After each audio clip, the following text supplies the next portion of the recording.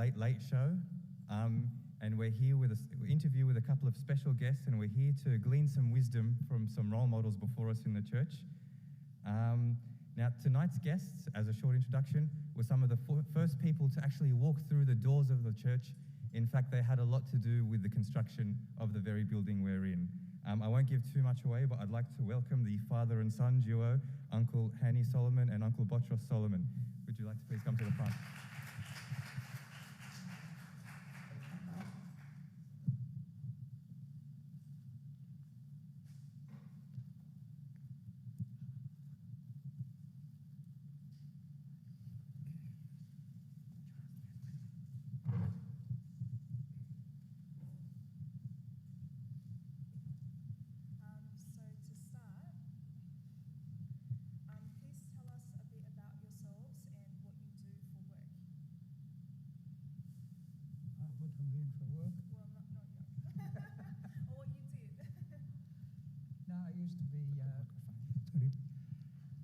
I was working as a civil engineer and a licensed builder.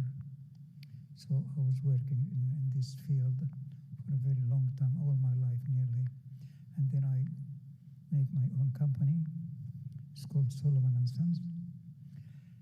Sammy and Hany was working with me till we get sick of it. And then everyone went on his own work, and I'm retired and relaxing the rest of my life. Running, that's my preferable after the church, is my jogging. Yeah. He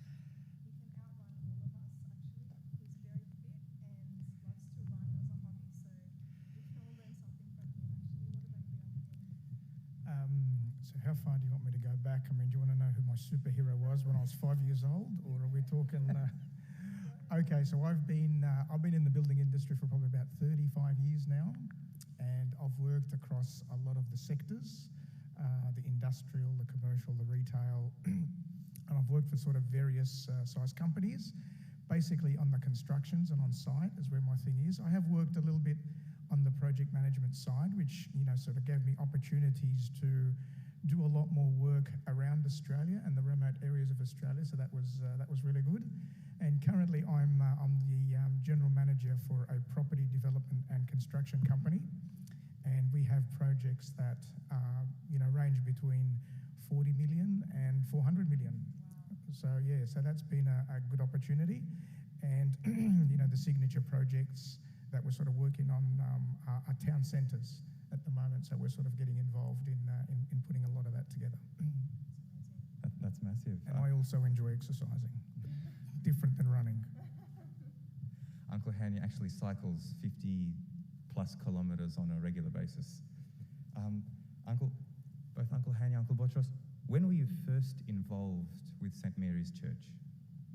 And this doesn't have to be the building, but just the church. Okay, so do the names Bishop Soriel and Bishop Angelos and Sam Basilius ring any bells to you guys? Yes, they've been through these doors. I went to Sunday school with these guys back then, so that's how far back I sort of got to church. We lived in Campsie, and we naturally, this was one of the first churches in Australia that we were involved. Still remember the address, 24 Railway Road in Sydenham is basically where we grew up, and we've been sort of going there for a couple of years, and we noticed that there was a lot of work, or Dad at the time was probably a lot more involved in a lot of the work that we did in the church. The church, I don't know if most of you know, but it sort of came in at street level and the church was there, but then it went down quite a steep hill, and underneath the church was the hall and a stage and a kitchen and all those areas. And so a lot of the work we sort of did downstairs to refurbish, but upstairs were the problems. Where we were at the direct flight path of the planes, and the noise, and we could almost feel the jets after they passed. That's how bad it was. And replacing tiles was happening on a regular basis. So I think at one stage everyone sort of gave up, and we decided to nail every single tile on that roof so they wouldn't fall. Still didn't work very well, and I think Dad has a bit of a story. really something happened when we were changing the roof. The whole tile was broken, and we have to change the whole lot. So we not get down all the tiles, which was the concrete, the heavy one, and we start getting the new tile to be put on the top. There was a labor on the floor, on the ground, and huge ladder to take the tile all the way up till the roof, till the guy pick it up and put it in the right place. One time, the guy in the ground, the floor, put the tile on the top, and the labor in the top he picked up one of the tile.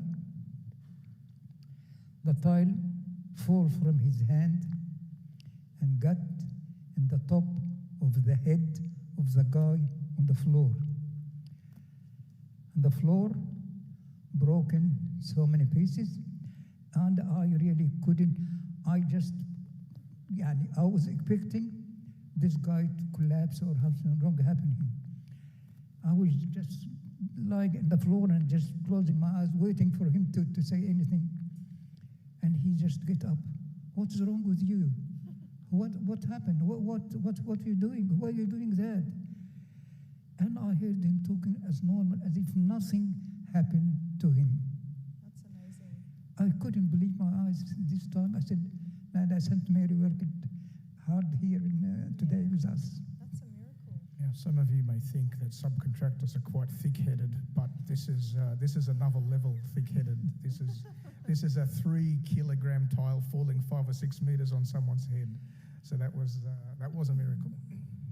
That's amazing. I actually remember, I don't know if maybe you guys are too,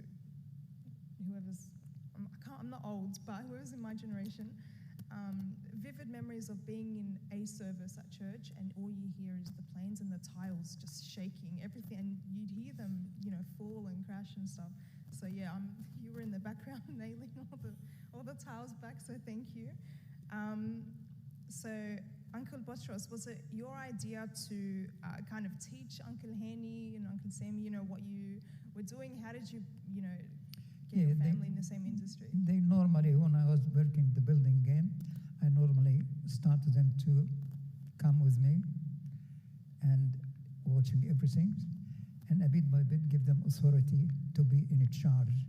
And they grow up in the beginning of their life, the building game, and then, all right, you are in charge of this project, and you are in charge of this project. I'll just go if they need any help or anything. But they worked all right, and they were happy to do the work they're doing. Uncle Hany, what's your thoughts on this? Didn't want to have anything to do with it, but I'm still here. No, look, it wasn't my first choice. I've got to be honest with you, but I suppose the building isn't really for the faint-hearted for lots of reasons. But it was a challenge. But we actually really enjoyed our time because we were working sort of together a lot, and we were doing a lot of things together, and the projects that we were doing were quite challenging. But it was good. It was good that we had that network and that experience that pulled us through. But we've had lots of good and lots of struggling times, but it's been great. That's great. Now, how did you both come to the decision to accept the task of building the church? Look, to be honest with you, the process of selecting the builder was it was quite an independent process. You couldn't just give it to someone to do, because I think there was grants involved and governments involved because of the land swap and things like that. So they had to go and so there was the architect who also acted as the project manager. Now, a project manager in this case is like the superintendent who acts on behalf of the client, but is an independent source that administers the contract. So they went out to tender, and I think there was about 4 builders, and we were asked to be. So it was a select tender list. There was 4 builders, and we were asked to be on that list. We know that at the time, one of them pulled out for whatever reason. We're not really sure, and there was 3 people. So we sort of put our price in and our tender in according to the documentation, and we were invited to do a tender interview about our tender and what we'd included and what we're not included, and just made sure that the scope was pretty much covered. The interview was by, there was members of the church, there was architects and members of the church. So there was I think there was a panel of about 4 or 5 people that did the interview. And a couple of weeks later, we were told that we were successful in winning. So I think you guys got the benefit of this church, if I recall the figures 21 years ago, at just under $4 million was, I think, the price that we built it for back then. What about these days? Look, to be quite honest, I mean, this was the first and the last church that I built of this size, to be brutally honest with you. But I think, For reasons. no, but it was just, in terms of inflation, it would at least triple in terms of cost. Yeah. So what were the challenges that you faced during the build? Were they external, internal, or both, or tell us? All right, let me rationalise this for you. If I had about 100 challenges, 1 would be external and 99 would be internal. All right, that was for obvious reasons. You guys just really took your time in making decisions. So that was the biggest challenge. So I'll give you an example of each one. So external challenges these days, you've got to deal with authorities, whether it's power, sewer, water, and whatever the case may be. In this particular case, don't know if you guys realise, but that dome that's sitting above you is actually a copper dome, and it's all in one piece. It was quite a masterpiece put together, structural steel, the way that it bent, and how we had to put backing boards and how we had to screw it to the structure and things like that. But that was all made off-site. Nothing here was made. And you guys didn't want the normal copper. You guys had to have the thick copper, so that tripled the weight. So then that was made off-site. So what we had to do, I had to make sure we had road permits, crane permits, and in choosing a crane, there's fundamentally 2 things that you need to do.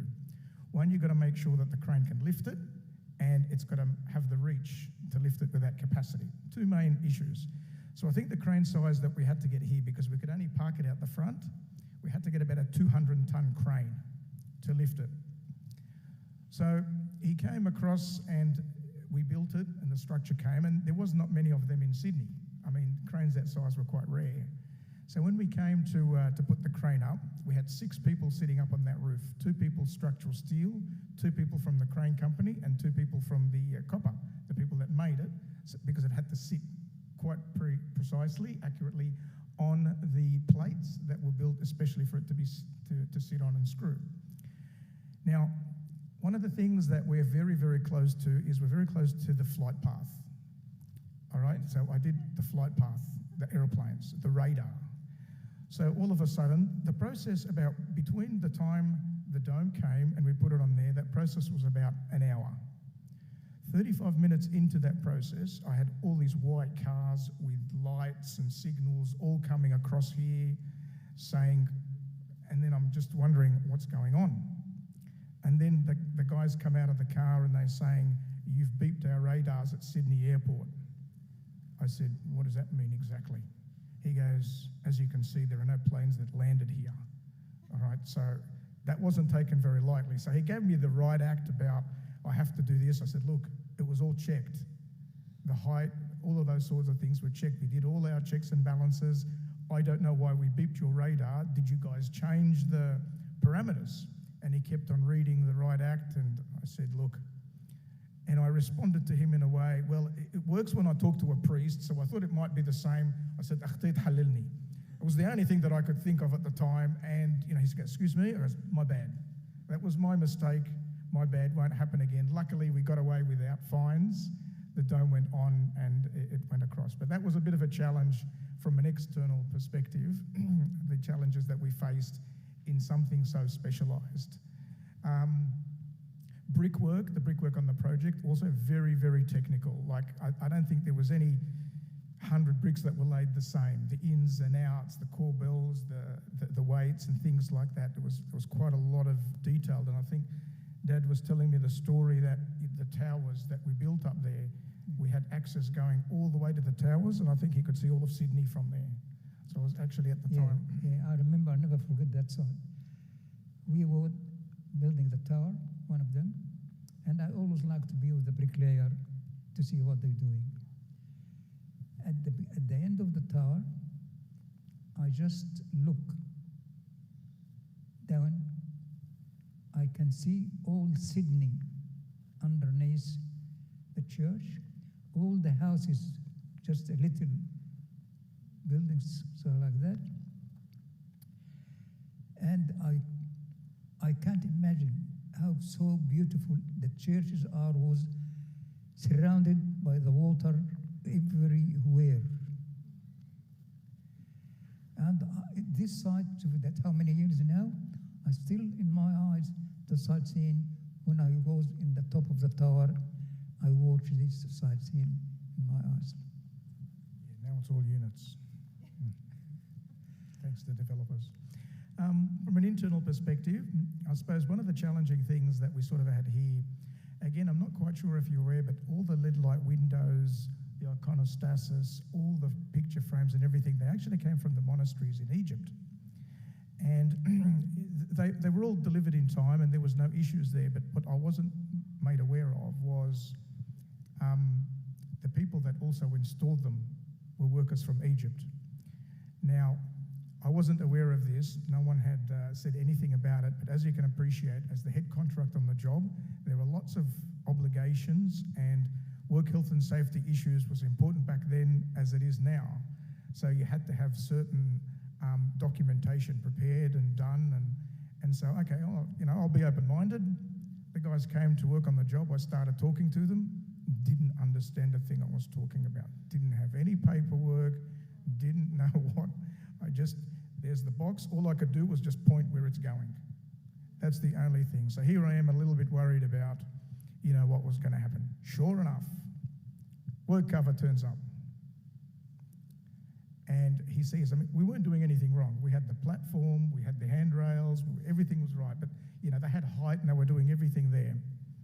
And he says to me, he has a look around and he's pleased, he's happy with what he sees, there's nothing goes.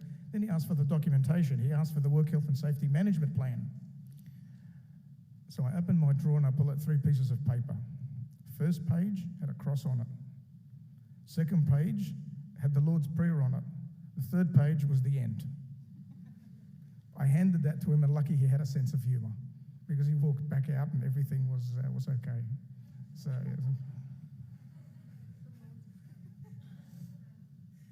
Well, I don't think that flies anymore, but that's amazing. That's actually amazing.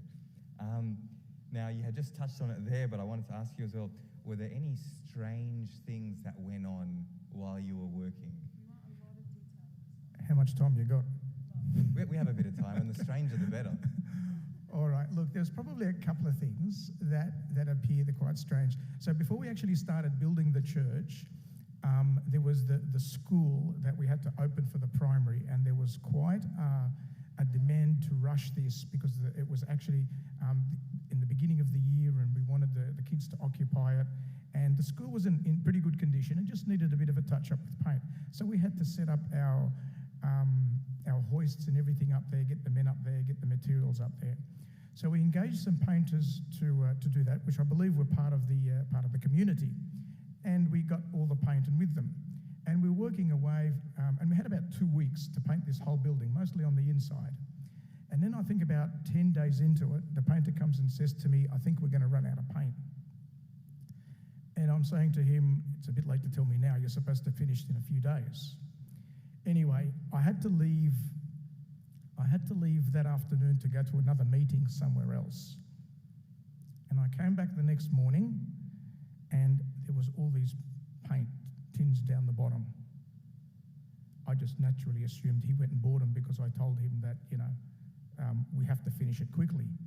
Anyway, the day sort of went on, and they came down to stop for lunch, and he said, Hany, thanks for bringing the paint. I said, say what? He said, thanks for bringing the paint. I didn't say anything at the time, and I rang up Dad. I said, Dad, by any chance did you ring to get any paint for the church? He goes, no. So I just told the painter that he didn't know how to count, and I just went on with with the work. But yeah, that was strange. That was To this day, do you know? I still do not know how the paint got there. I don't know if someone delivered it. I don't know, but it was probably about. We needed about another 8 20-litre tins, cans of paint, quite a big. So that was quite a.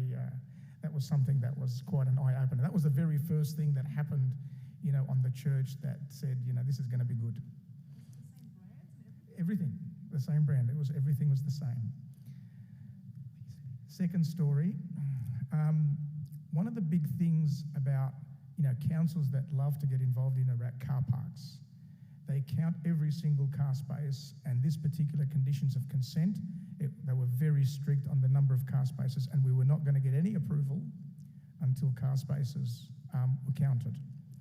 So when we started demolishing, walking around, and the demolisher came and said to me, and he said, "Hany, come here, I want to show you something," thinking that there was going to be a problem. And there was a tree halfway up the driveway up there, and this tree was like dead. Like there was no way it was going to be revived. Like branches were falling off without even having to touch it. But as I got closer, there was this white, look, I'm not sure if it was a pigeon or a dove, but all I know it was white, and it was sitting on the end of the branch, and it would not move. No matter how close we got, the bird would not move. We actually got too scared getting close. Anyway, we let it go. I said to the demolisher, "You can't knock that down now. Leave it, go do something else." The next day we came to the site, and sure enough, the bird was gone, but in its place was a tiny little green branch that was coming out of it. Don't ask me how a green branch survived out of a dead tree, but there it was. Anyway, I told the demolisher that tree's not going, leave it there. I've been back since, and you guys did a good job of getting rid of the tree and used it as a car space, but it was a good story up until at that time. Another story, I suppose, was, the building industry isn't really known for a lot of workers that are religious. I mean, you get some people and, others, and you've got to accept it and accept them and work with them. The structural steel manufacturer, he was one of these people that just didn't believe in any religion at all. But he was one of the kindest persons and would do anything for you. And on this particular project, he has lots of challenges. I mean, everything's been covered up now. You can't really see the structural steel, but along the journey, it was quite a hard process. Anyway, and when he was sort of putting the last bits and pieces together, especially for the dome, I was down the bottom and he was up the top, and he's looking towards that way and he was looking towards that way. And he kept on looking backwards and forwards, and I was curious why he was doing that. And then when he came down, I asked him, why were you looking backwards and forwards? He goes, he noticed, and I said, yeah. He said to me, look, when I'm looking that way, I can see the stairs and everything, because he was standing, you've got to imagine an aerial view, him standing up the top.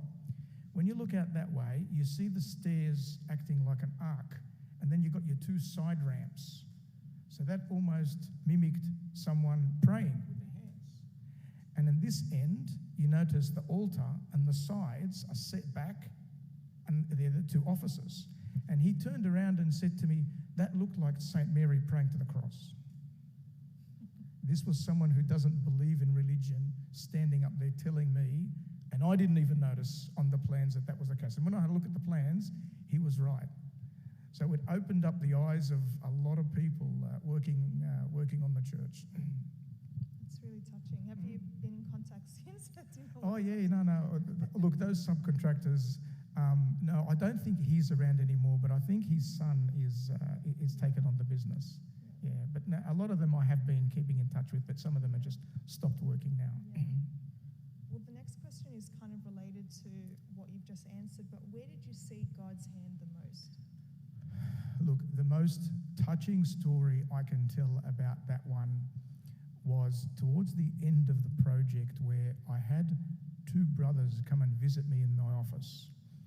And they were local and they saw the building site, and no one recommended them to me, but they felt compelled, and they really wanted to do the landscaping for this church.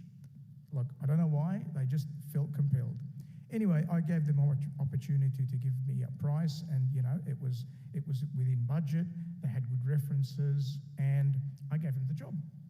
And they started working away. You got to imagine, landscaping is one of these things, because it's left to the end. There's lots of pressure to finish quickly because it's the last thing that gets done, and it's the first thing that people see. So it's really, really important.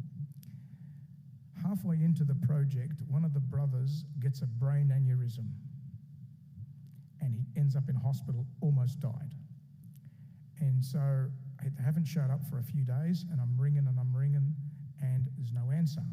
Now, on the other side of the fence, I'm getting a lot of pressure here to finish. Bishop's coming, we've got an opening, this, that, and the other.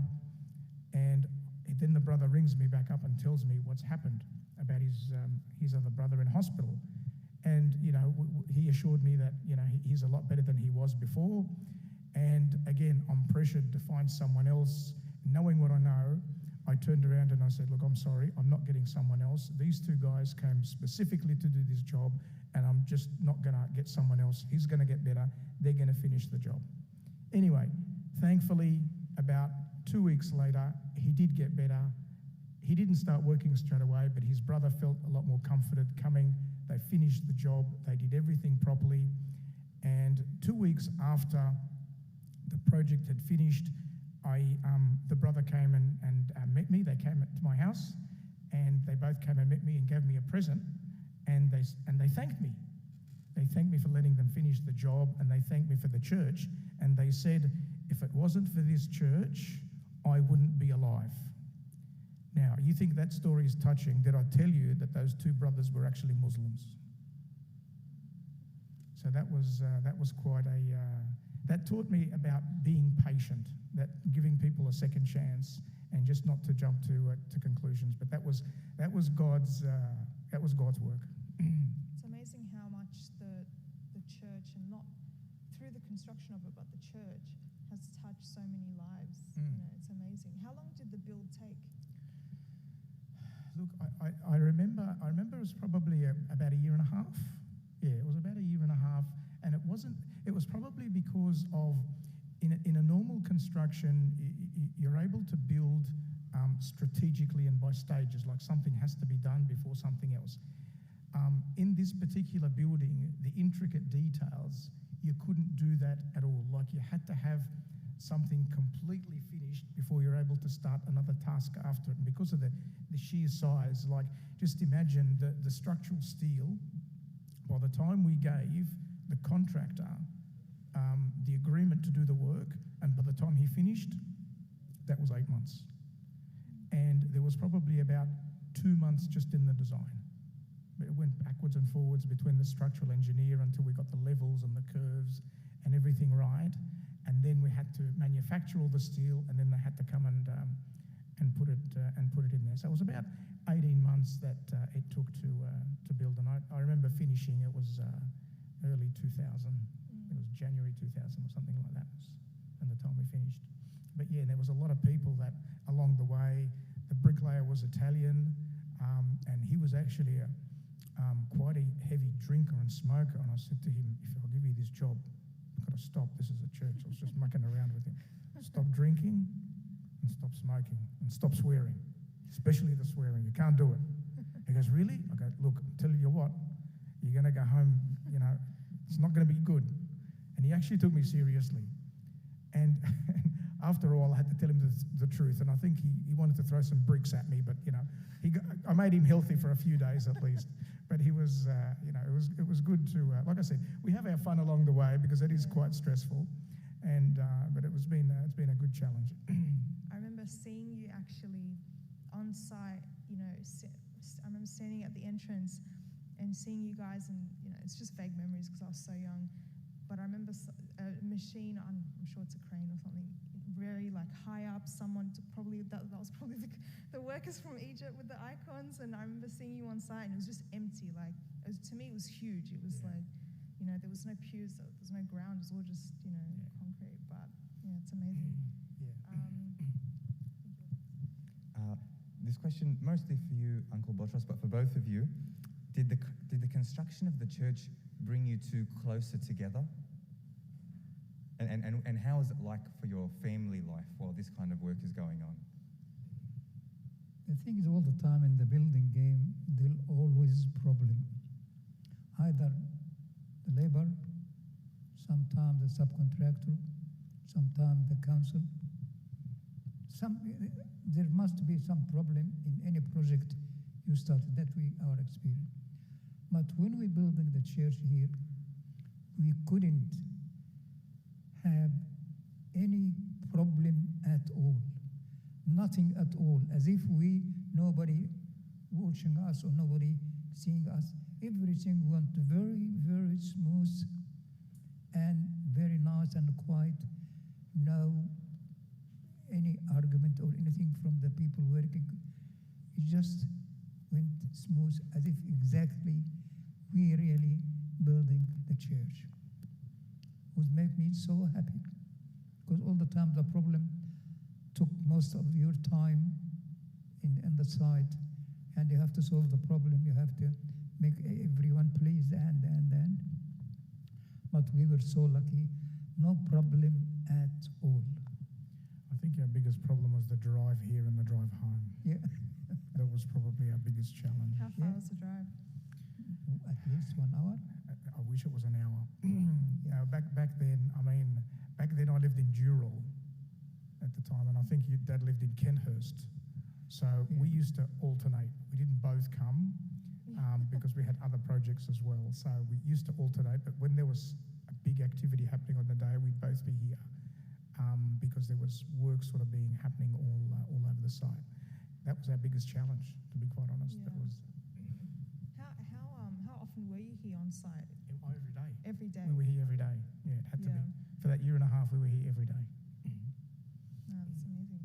Well, was there anything you'd like to share with the youth about, I think the project of undertaking the construction of the church is probably a service that, you'll never forget, and I'm sure you took a lot out of it, and so did a lot of other people. What kind of message do you have for the youth regarding this and service? Look, service is challenging at the most of the time, and I don't know that there's really one solution for it, but I suppose it's on an individual basis. But for me, it's all about having that vision. Whether you're in service, wanting that the reality of the vision and having a plan to get to that vision, engaging with your audience, earning their confidence and respect and things like that. That's really important. And you know what? If you get little wins, take it. You might not get everything that you want, but it's just take it and move on and get better. And I think, that for me, whether it's work or whether it's church or whatever the case. I remember the very first meeting that happened for here, and we were invited. It was the design meeting, and I walked into this room, and there was about 22 people. I'll never forget it, for this design meeting. Now, design meetings, I'm normally about 4 people. That project that I told you about earlier, the town centre, there's me and 4 people, all specialised. So I walked into this meeting, and my vision was to try and get as many people out of that room as I could so we could make decisions. Now, I didn't get what I wanted, but Sure you did. but look, along the way, I let the project manager, have, to lead the way, and they were talking about alternatives and different designs and how we could make things cheaper, and I offered up a lot of things along the way they knew what I was about. We came to the air conditioning consultant at the time, and it looks like he's had several meetings already, so he was fed up. And then he wanted to get this condenser unit, which came from France, okay? And 20 years ago, this piece of equipment cost $50,000. I said, fine. I couldn't care about the cost. Tell me, what's the warranty period? I don't know. What's the servicing like? Are the parts local? I don't know. I say, did you try sourcing something a bit more local, so that, the maintenance and all of that could be quite, for the church, it's not so high maintenance all the time. And he goes, look, I've tried, I've had enough, everyone keeps changing, and this guy just, he gave me a hard time. So I got off my chair, I went to the door, I opened the door, I said, get out. All eyes came on me, They're not jaws expecting dropped. that. The guy was almost in tears, and I felt sorry for him maybe for about a minute. And then I said, what are you doing here? Get out. He goes, but why? I said, you don't want to be here. And he goes, but I was invited. I said, you may have been invited, but it seems to me that you don't want to help to make sure that the costs are down, the maintenance are low, and that parts and services are accessibility here. So if you don't want to do anything about it, no good you being here. At that point in time, I said, is there anyone else that doesn't have this same principles? Because if you're not believing this way, doors still open. Unfortunately, no one left. So I was still left with the 22 people in the room. But I had the small win, and my small win was the air conditioner guy gave me what I wanted. So accept all the small wins along the way. And like I said, don't let the struggles get in your way. Just keep at it. Get there. Well, we're nearing the end of January now, so we thank you for persisting with the AC guy. Otherwise, we've been all sorts. We'll open it to the floor. Did anyone have any questions? Oh, Basil at the back. This is Sam Basilis' son, so I'm sure he's got something good to say. Do we have another mic?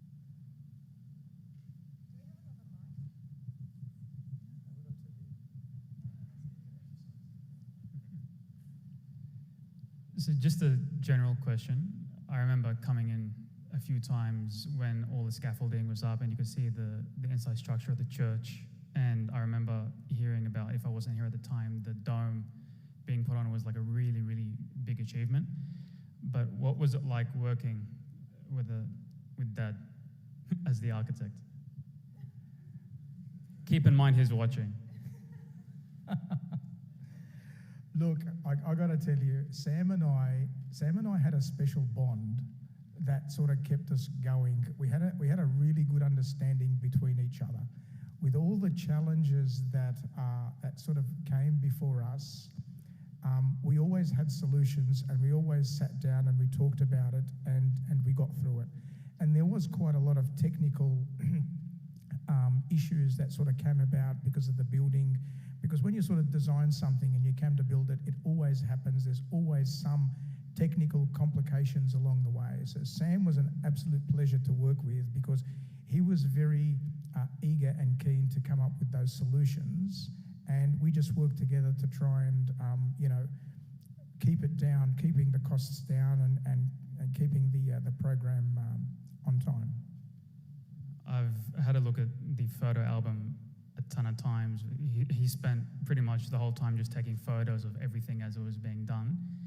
He also said there's a lot of Easter eggs kind of in the church in terms of design and stuff.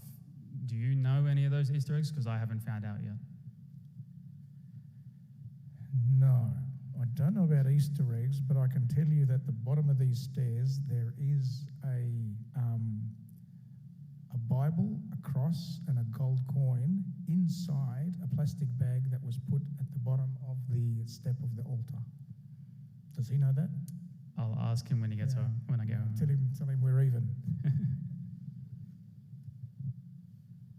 Are there any other questions?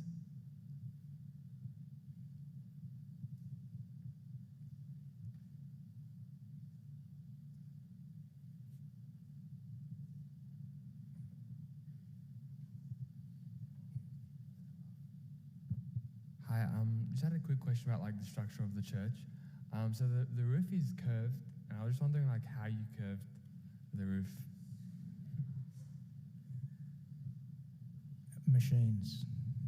Like are these like all panels that were like stuck on, or is it brick, or is it No. What you're looking at there is the plasterboard, but what's behind it is the structural steel. But those structural steel have been put together. Believe it or not, the structural steel manufacturer, they actually work with digital software that they use. They can actually get it precisely, provided that we give him the drawings in what they call Revit models. models and things like that. I mean, Revit wasn't available back then, but we used similar sort of software that mimicked the exact angles and so forth. And so the structural engineer puts that through the models, the software, and it goes through the computer, and it actually makes them exactly the same. So it's all put together. Like I said, the dome was, you can just imagine the dome. I mean, you guys sort of see it as a dome, but every structural piece, because it starts from zero and spans out at the bottom. And then so each piece was literally had to be manufactured separately and differently, because each piece of that dome was quite different. That was all done by machines off-site, and it was all sort of put together off-site. But yeah, it was all, there's a lot of structural steel. And that's why you see big spans across here. There's nothing in the middle holding it, because the size of the supports and the columns that were used were quite big. You don't see them much, but they're all covered. I think every one of these columns, there'd be steel inside it, and perhaps covered in concrete as well. So it's quite a strong structure.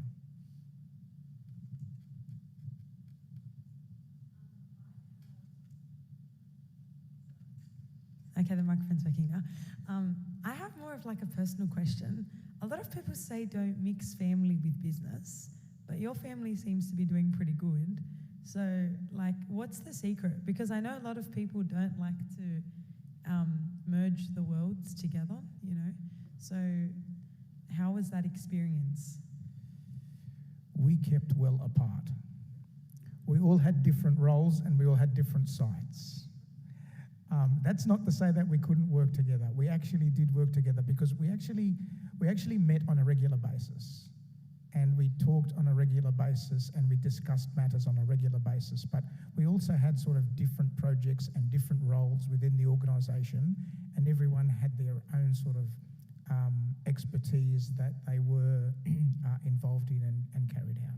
So there was still that distance involved, and we used to get together on a regular basis to make sure that we were all working as a team. I think we'll take two more questions. Like coming back 20 years after the construction's completed and things like that, is there anything that you would sort of look at and be like, we could have done this differently? Oh, there's tons of stuff, but that's only because of the technology that's now available. I think technology has made us use our brains less. That's the only thing. But look, in terms of the building of it, no. But the way that the building was put together, we would have done a lot more things off-site. Look, plasterboard is the same. Structural steel would have been a lot more efficient. Things are done a lot more quicker now. The plant and equipment that are used on site, the machinery, it's a lot more advanced on site now, so things can be done a lot quicker. If this took 18 months 20 years ago, it could be done in less than 12 months now. That's all because of technology and resources.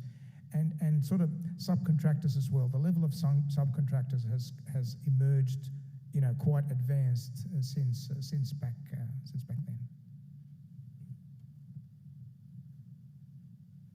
I think you've actually answered two questions in one. Have we got any final questions? Okay, thank you so much to Uncle Hany and Uncle Botros for their time tonight and for coming all the way out from far, far northwest. So a big hand for Uncle Hany and Uncle Botros. Thank you so much for your time. Thank you, everyone. Just a couple of announcements before we stand up for prayer. Camp is officially ready to roll in 2 weeks. Thank you so much for everyone for the whole process of registering, getting together, ordering shirts. Thank you to the servants, and if you're booked in, then we'll see you in 2 weeks, and we can't wait. If there's no other announcements, we'll stand up to prayer.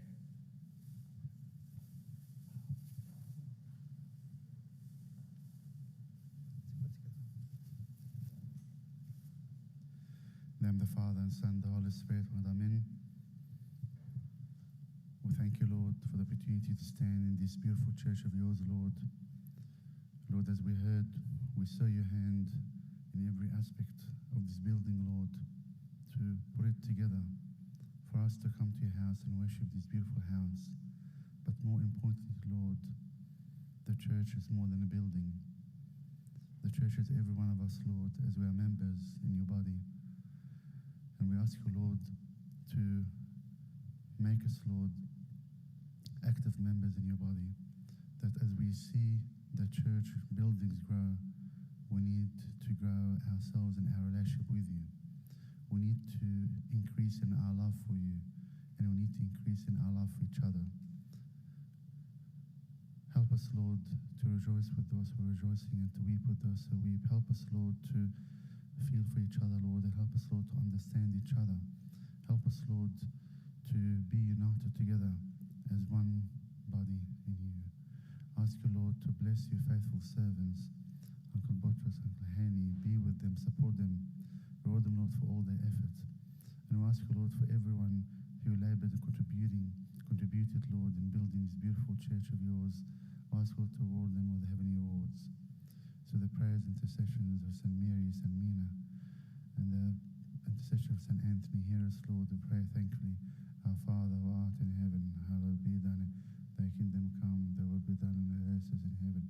Give us our daily bread, and forgive us our trespasses, as we give those that trespass against us. And lead us not into temptation, but deliver us from evil.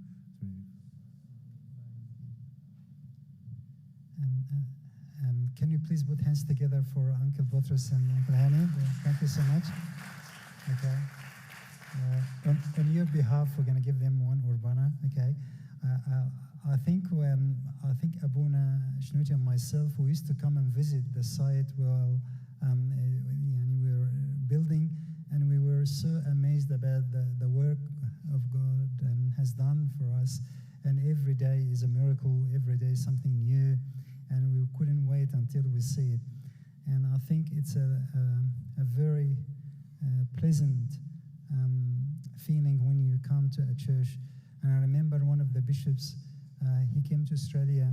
It was Amba Yusuf, actually. The first time he came to Australia, and he came to pray the Thanksgiving prayer. And he looked around and he said, "Your church is so beautiful." And of course, I'm so proud of St. Mary and St. Mina's church. So we need to see how beautiful our church and how to make it really, really active church as well. Having the Holy Spirit within it. This is the house of God, and through the church we can preach to the whole world. God bless you guys, and again we thank Uncle Botros and Uncle Hany. They love to come and pray masses here, and we invite them again to come more often to pray the masses with us. God bless you all. And now the love of God the Father, the grace of His only begotten Son, Jesus Christ our Lord, and the gift of the communion of the Holy Spirit, go in peace. The peace of the Lord be with you all. Okay, Abuna Shnuti will give out the